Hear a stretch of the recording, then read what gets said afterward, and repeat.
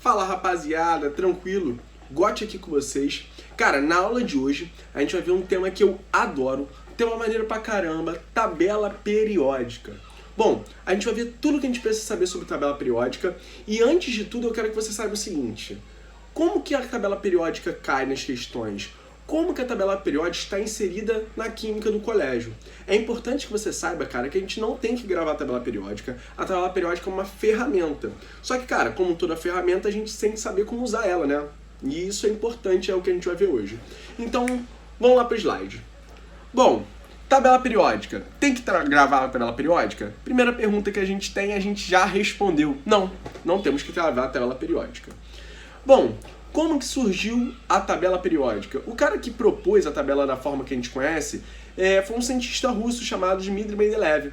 Ele estava lá brincando com os elementos, organizando eles, e percebeu que, de vez em quando, elementos possuíam propriedades semelhantes, né? E ele organizou esses elementos dentro de uma tabela, de maneira a essas propriedades semelhantes sempre aparecerem dentro de certas famílias.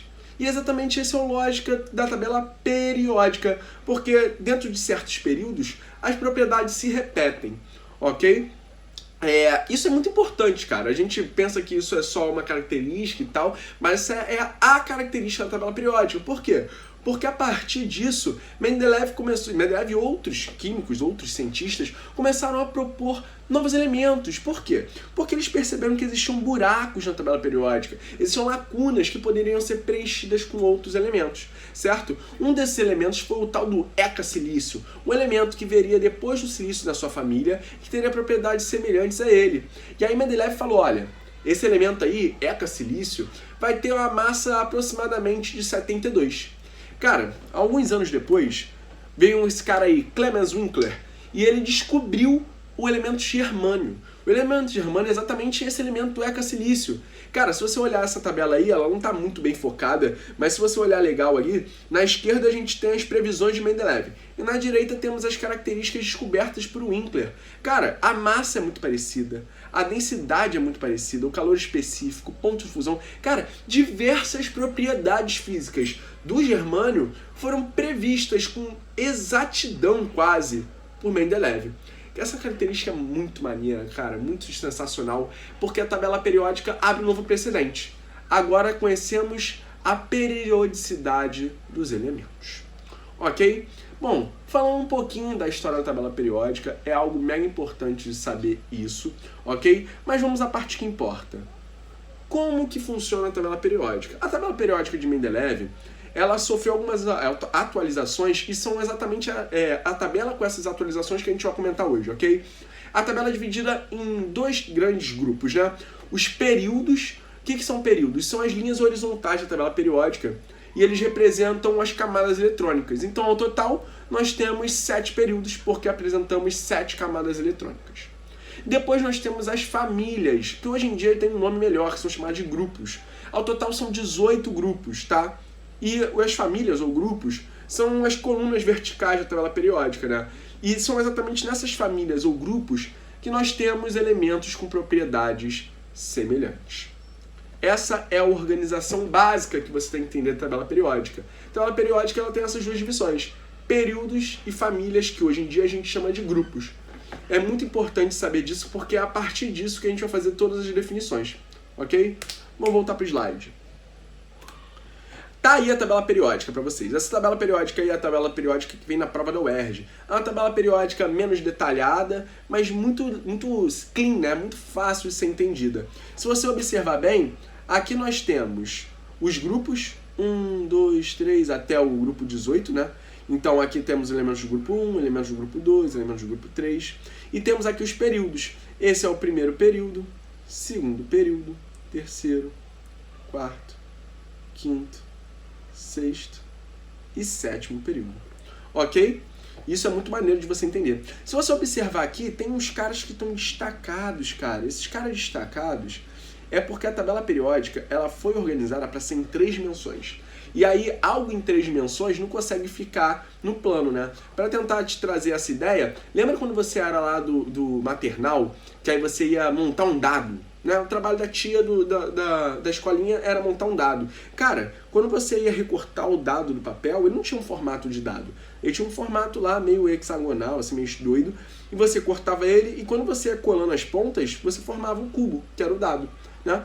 Isso por quê? Porque toda vez que eu tenho um objeto em 3 dimensões, se eu quiser botar ele no plano, em 2 dimensões, no caso aqui a nossa tela do computador, ele vai ficar diferente. E aí, como que a gente fez para isso aqui ficar um pouco mais fácil de ser entendido? Esses grupos aqui são chamados as terras raras. Já ouviram falar desse nome? Terras raras. As terras raras... Ih, deu doideira aqui no negócio. Às vezes dá essa doideira aqui na escrita. Vou apagar tudo e vou escrever bonito, porque tá escrito feio isso aqui. Vamos escrever até de azul. Isso aqui são as terras raras. As terras raras são os elementos que são do grupo dos lantanídeos e actinídeos. Eles estão localizados aqui no 6º e 7º período. Então, os lantanídeos são o 6º período, os actinídeos também são o 7º período. É como se eles estivessem encaixotados ali para fora da nossa tela. Mas como não tem como a gente fazer isso, então a gente bota ele aí embaixo para a gente entender. Ok? Bom, vamos seguir. As famílias. As famílias, que hoje em dia é conhecido como grupos, são um total 18. Quando a gente está falando de famílias, a gente conta de 1 a 18. Ou melhor, quando a gente está falando de grupos, a gente conta de 1 para 18. Agora, quando a gente está falando de famílias, tem 2 classificações. Famílias do grupo A, famílias do grupo B. As famílias do grupo A são essas que estão destacadas nessa tabela que eu botei aqui para vocês, né? Temos essa parte aqui. Isso é o grupo A. E temos essa parte aqui. Também é o grupo A.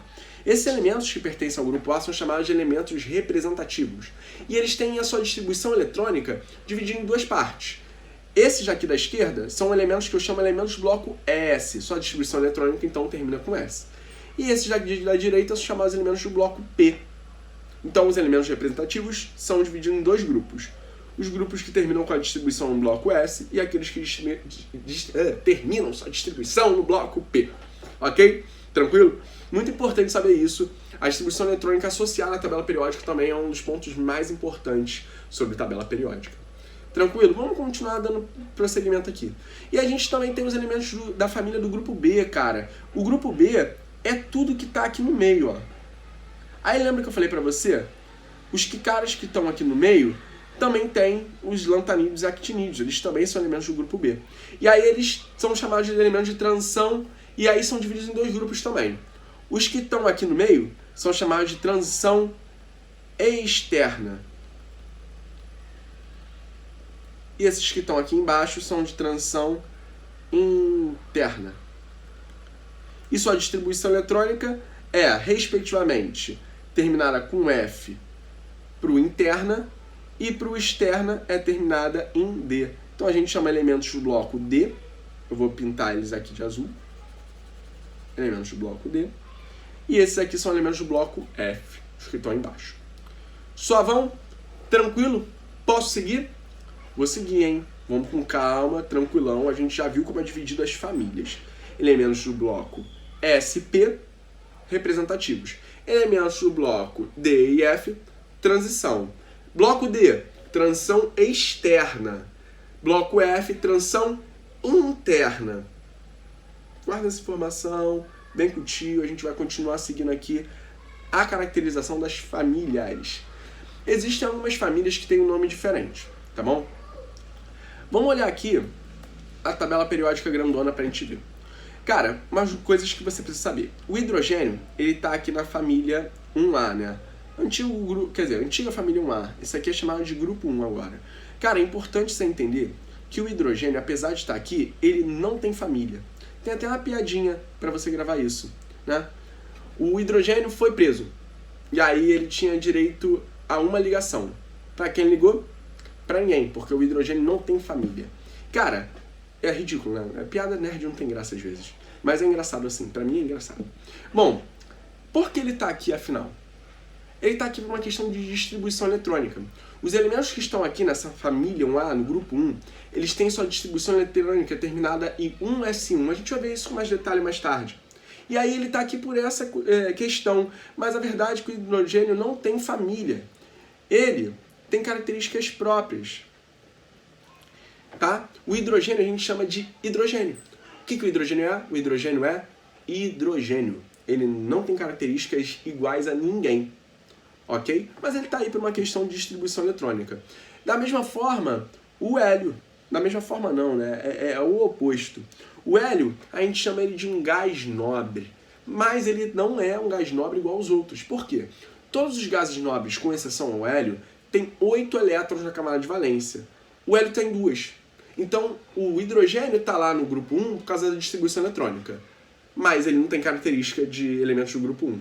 Já o hélio, ele está lá no grupo 18 porque ele é um gás nobre. Mas ele não tem a distribuição eletrônica dos gases nobres, não tem a quantidade de elétrons que tem um gás nobre, tá? Mas ele pertence aos gases nobres. Você precisa saber algumas famílias. Algumas famílias têm nome específico, tá? Essa família aqui, que é o grupo 1, ou família 1A, vamos pegar aqui um marcador, tem um marcador aqui, ó, apontador a laser. Esses caras aqui, com exceção ao hidrogênio, são chamados de metais alcalinos, ok? O grupo 1, ou família 1A, são chamados de metais alcalinos. Já os elementos do grupo 2, ou família 2A, são chamados de metais alcalinoterrosos, ok? Tranquilo? Tem que saber esse nome. Esse nome vai ser usado várias e várias vezes. Aí, os outros caras até o grupo 15 aqui, você pode ver aqui em cima, o grupo 15, do 3 ao 15 não tem um nome. Não tem um nome diferenciado. Como que você pode se referir a eles? Você pode se referir a eles como o primeiro elemento desse grupo. Então, por exemplo, aqui no grupo 6, temos o grupo do cromo. No grupo 7, temos o grupo do manganês. No grupo 13, o grupo do boro, né? A família do boro. Isso é o suficiente para vocês, tá? Aí chega no 16. No 16 já começa a ter nome diferente de novo. Os elementos do grupo 16 são conhecidos como calcogênios. Isso tudo está no slide, vou mostrar para você daqui a pouco, tá? Os elementos do grupo 17 são conhecidos como os halogênios. E como eu tinha falado antes, os elementos do grupo 18 ou família 8A são chamados de gases nobres. Cara, grava esse nome. Bota na sua mente esse nome, gases nobres, porque a gente vai falar muito sobre eles daqui a pouco. Muito. Eles são muito falados. Vamos voltar lá no slide que a gente fala sobre isso. Aqui, ó. Família 1A, grupo 1, metais alcalinos. Família 2A, grupo 2, metais alcalinoterrosos. Família 6A, ou grupo 16, calcogênios. 7A, ou grupo 17, halogênios. 8A, ou grupo 18, gases nobres. E tá aqui, ó. O hidrogênio não pertence a nenhuma família. O hidrogênio é hidrogênio. Bom, os períodos. Cara, aqui a gente está falando sobre os períodos da tabela periódica. Como eu disse lá no início da nossa aula, ao total a gente tem 7 períodos. E por que temos 7 períodos? Porque ao total a gente só conhece elementos com 7 camadas eletrônicas. E as camadas eletrônicas são representadas pelos períodos na tabela periódica. E aí eu queria mostrar aqui para vocês algumas coisas, né? Por exemplo, o elemento sódio. O elemento sódio, ele está localizado no terceiro período da tabela periódica. Dessa maneira, eu posso afirmar que ele possui 3 camadas eletrônicas. Ok? E se você for ver lá quantos elétrons ele tem, como são os elétrons desse elemento, você vai ver que na camada K, que é a primeira camada, ele possui 2 elétrons. Na camada L, ele possui 8 elétrons. E na camada M, ele possui 1 elétron. Então, ao total, ele possui 11 elétrons. Aqui, ó, o número atômico dele é o 11. E ele possui 3 camadas eletrônicas, a camada K, L e M. Então, você poderia dar um número, né? Camada 1, 2 e camada 3. De boa? Cara, a gente vai ver isso repetindo muitas vezes. Eu poderia ficar falando sobre isso aqui indefinidamente, mas eu prefiro te mostrar o próximo slide, que é a gente falar sobre a distribuição eletrônica na tabela periódica. Eu vou continuar com o elemento sódio, tá? O elemento sódio é excelente para a gente começar, porque é um elemento com um número atômico pequenininho.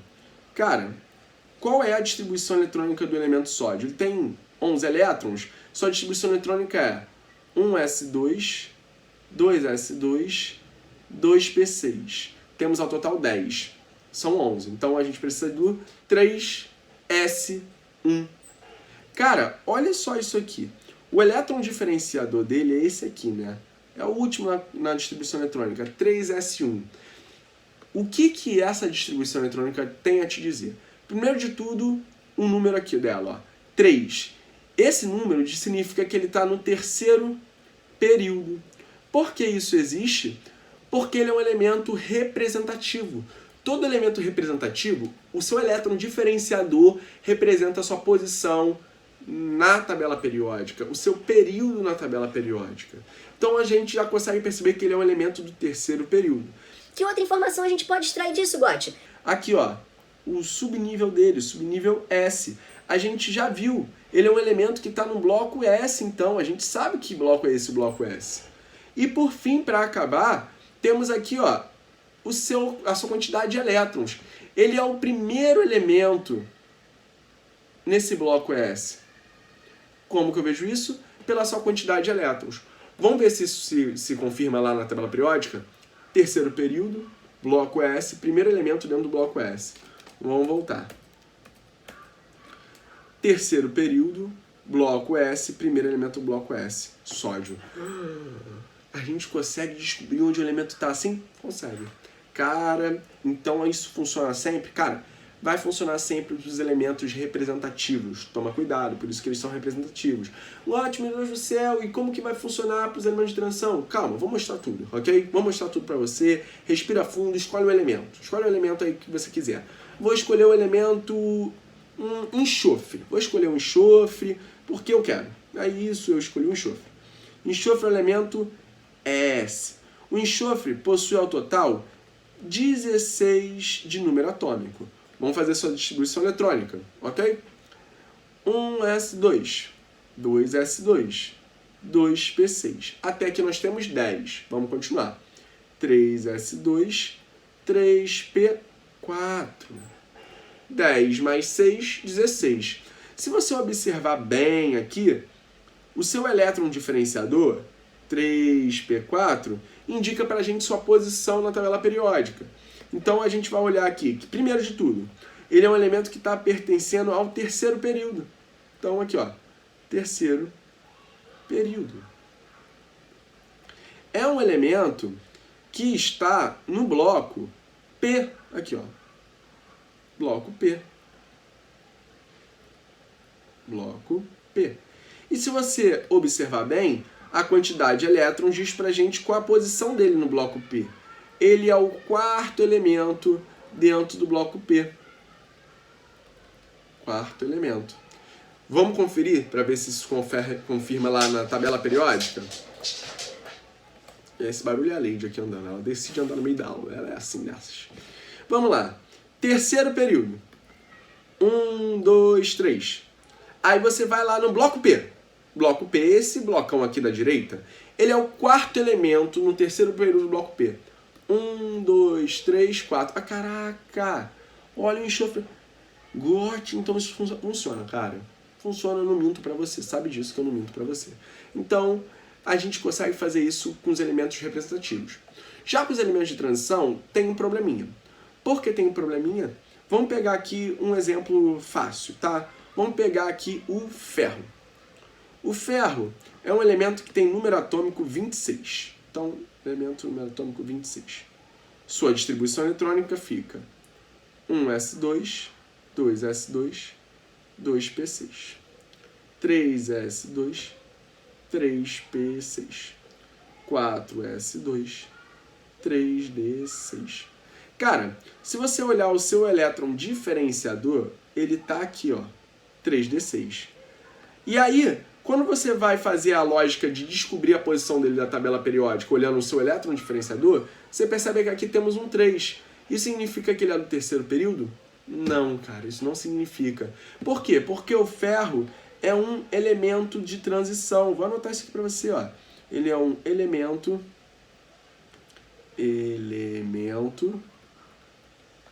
de transição. E aí, por ser um elemento de transição, o que transita são os elétrons. Os elétrons eles já acabam indo para camadas mais internas do meu átomo. Então, como que eu identifico a posição dele, Gotti? Dá para fazer? Cara, claro que dá para fazer. A distribuição eletrônica de um elemento de transição do bloco D, deixa eu botar aqui, ó, no bloco D, elemento de transição D, é escrita da seguinte forma, olha. Sua distribuição eletrônica vai ser n-1 dx.